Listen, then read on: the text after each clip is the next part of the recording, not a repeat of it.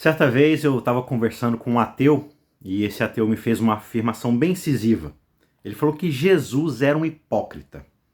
Eu pedi para ele algumas provas para ele poder embasar essa opinião, só que ele não conseguiu apontar nenhuma.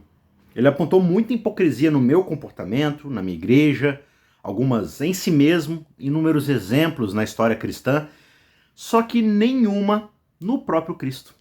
E se você parar para pensar, isso é realmente muito espantoso. A hipocrisia é quase a característica definidora da humanidade. Nós somos hipócritas. A gente não consegue suportar sermos vistos como os tolos, injustos que nós somos, e por isso a gente acaba usando máscaras, nos escondendo e agindo de forma sorrateira, tentando distrair os outros daquilo que nós realmente somos. E o nosso discurso, o jeito da gente falar, é a principal forma da gente fazer isso. Os mágicos mais habilidosos realizam seus truques de mágica através de uma mistura de rapidez, sugestão psicológica, direcionamento do olhar, atuação. E é exatamente isso que nós fazemos com palavras, para poder tentar disfarçar as nossas próprias apresentações, a forma como nós somos percebidos. Nós dizemos uma coisa, mas queremos dizer, pensar, fazer outra coisa. Todo mundo na humanidade caída após Adão é hipócrita, exceto Jesus. Só que isso deve nos chocar mais do que geralmente nos choca. Você vê que ninguém tinha mais espaço para a hipocrisia do que Jesus, porque ninguém pregou o tipo de vida, o tipo de padrão alto e excelente que Jesus pregou. Vamos pegar aqui só 5 das declarações que a gente viu lá do Sermão do Monte. Cada ponto e cada traço da lei deve ser cumprido. Vire a outra face. Ande a segunda milha. Ame os seus inimigos. Você não pode servir a Deus e a Mamon. Um discurso como esse deixa Jesus completamente vulnerável à análise atenta daqueles que estão mais próximos dele. Ele coloca a barra lá em cima, tão alta, a ponto de qualquer um dizer: olha, ele precisa ser perfeito. Só que o próprio Jesus é quem diz isso. Ele diz: sejam perfeitos, como perfeito é o vosso Pai que está nos céus. Se os meus oponentes, se aqueles que buscam alguma coisa para poder me criticar estivessem sedentos pelo meu sangue, eu posso imaginar um medo que tomaria conta de mim e me deixaria paralisado só de pensar nos escândalos que eles poderiam desenterrar no fundo da minha alma. Só que pense nas reivindicações que os inimigos de Cristo poderiam usar para prendê-lo.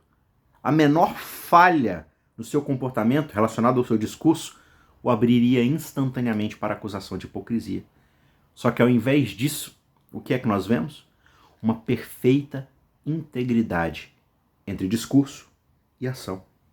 Nem mesmo seus críticos mais duros, aqueles que queriam vê-lo morto, poderiam fazer com que as suas acusações o atingissem. Aqui está o único homem em quem a vida e os lábios falam a mesma língua. Talvez o exemplo mais claro disso seja na hora da sua morte. Cristo mantém a sua integridade mesmo na fornalha mais intensa do sofrimento. O texto bíblico vai dizer que também eram levados outros 2, que eram malfeitores, junto com Jesus, para serem crucificados, para serem executados com ele. Quando chegaram ao lugar que é chamado de Calvário, ali o crucificaram, bem como aos malfeitores, um à sua direita, outro à sua esquerda. Mas Jesus dizia: Pai, perdoa-lhes, porque não sabem o que fazem. Lucas 23, 32 a 34. Essa é a primeira de suas últimas palavras, e é uma palavra de perdão. Quando bato com a cabeça, o meu primeiro pensamento é de vingança. Quando Cristo é traspassado, ele sangra misericórdia. Pregos de ferro são espetados através de suas mãos e pés. O seu corpo é erguido sobre a cruz. Os seus ossos saem da articulação. Ele luta para poder respirar. E ainda assim, no meio de toda essa angústia, agonia, sofrimento, ele ora: Pai, perdoe-os. Enquanto ele carregava a maldição de Deus sobre si, ele clamava pela nossa misericórdia e não pela dele. E assim, o homem que faz a mais alta exigência de amar os nossos inimigos é aquele que justamente cumpre essas palavras até as consequências mais profundas e sombrias da cruz. Ele é tão bom quanto a sua palavra. Ele vale tanto quanto a sua palavra. Só que sua palavra sobre nós não é de julgamento. E deveria ser, porque nós somos hipócritas. Só que não é nem mesmo um julgamento sobre os assassinos dele. Isso é o que é tão surpreendente sobre a justiça de Cristo. Ela não o torna menos solidário com os pecadores, ela o torna mais solidário com eles. É por isso que ele está pendurado nessa cruz. A sua morte não é para os cidadãos de bem, é para as próprias pessoas que causam a sua morte. E sua oração é respondida na próxima vez que essa multidão se reúne publicamente, lá na festa de Pentecostes.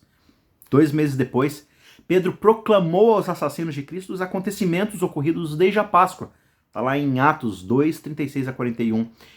E esse texto é uma resposta incrível à própria oração de Cristo. Uma resposta incrível de Deus ao assassinato do seu filho. Ele perdoa os assassinos e lhes promete o dom do seu Espírito. O que mais que Deus poderia oferecer? No dia de Pentecostes, os assassinos de Cristo vieram a conhecer o amor paternal que Jesus invocou até mesmo no inferno do Calvário. O Pai também prova a sua integridade no cumprimento da sua palavra graciosa. A palavra de pai e filho para os hipócritas não é uma palavra de julgamento. Como a cruz nos prova, no nosso pior, ele oferece o melhor de si mesmo. Se nós viermos à cruz por misericórdia, também nós conheceremos a palavra de Cristo em nosso nome.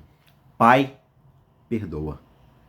E ele perdoará, porque ele é tão bom e vale tanto quanto a sua palavra.